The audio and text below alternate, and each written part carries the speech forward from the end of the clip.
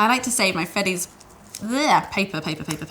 Hi everyone, Freddie here, and today I'm giving Emmy, chief in charge of social media, the 4-box challenge. Emmy is a true creative and comes up with all sorts of wonderful floral ideas, so I can't wait to see what new style steals she comes up with. Challenge accepted, Freddie.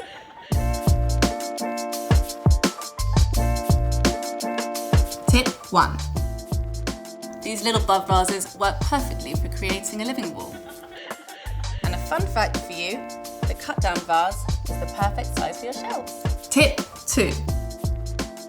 So I'm constantly getting covered in the lily pollen, but one quick tip for you is you grab the lily leaf, you gently pull on the orange pollen, pull it out, throw it in the compost, and you're done. Tip 3. I like to save the paper and string from the Freddy's boxes to wrap my presents.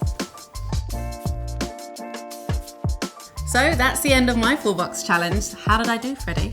Absolutely fantastic, Emmy. Challenge completed.